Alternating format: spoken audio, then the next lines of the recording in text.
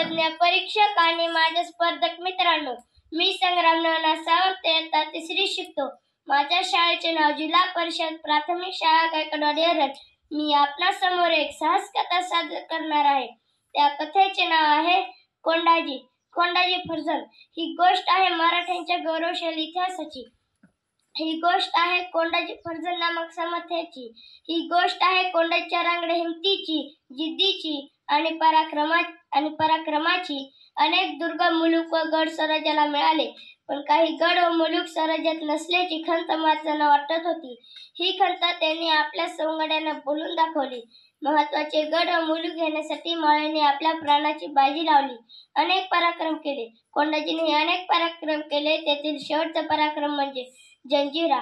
रामपाटलानं बांधलेला जंजिरा आदिलशहाकडे आला आणि मग परस्पर सिद्धीकडे पोहोचला. सिद्धी म्हणजे माझं झालेला. जंजिऱ्याला बेलाग संरक्षण दर्याचं.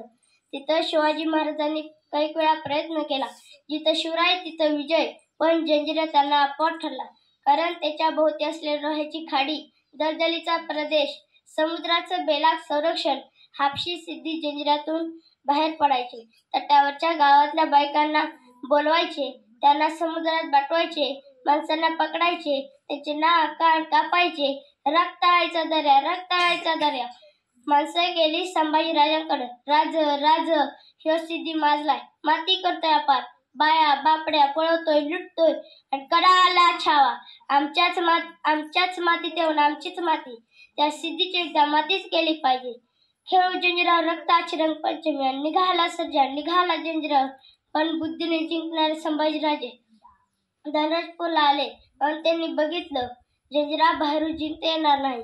जंजिरा ताब्यात घ्यायचाच असेल तर त्याच्या पोटात हात घालूनच कोतळा बाहेर काढला पाहिजे. आणि संभाजींची विलक्षण बुद्धी, विलक्षण चाल खेळू लागली. त्यांनी बोलावलं कोंडाजी. कोंडाजी फर्जंद याला. कोंडाजी म्हणजे दाडसाचा वाघच.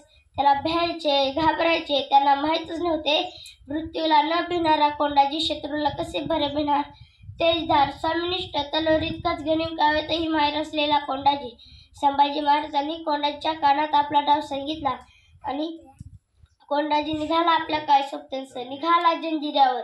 सिद्धी कसम खाना पुढे सांगू लागला, हुजूर हुजूर आपली चाकरी कराय म्हणतोय. कहा से आए? संभाजी राजा के पास से. अरे मराठी तर फुटत नाहीत, मरतील पण फुटत नाही. तू कसा आलास?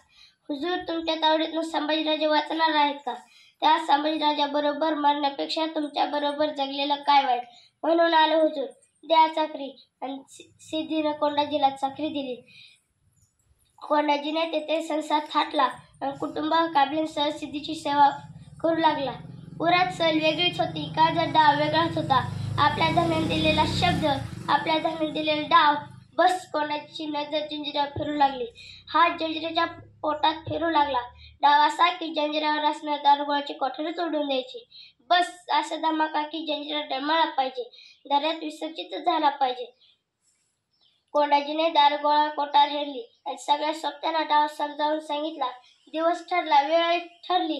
दारुगोळ्याच्या कोठाराबाहेर सुरुंग पेरले, वाताही काढल्या. वात पेटवण्यासाठी कोंडाजी घरातून गडबडीने निघाला. तेव्हा त्याची बायको म्हणाली, थांबा थांबा, मी पण येते. वेळ वाया घालवायची नव्हती. एक चूक सुद्धा मागात पडणार होती. अखेर कोंडाजी म्हणाला, चल चल तू पण चल.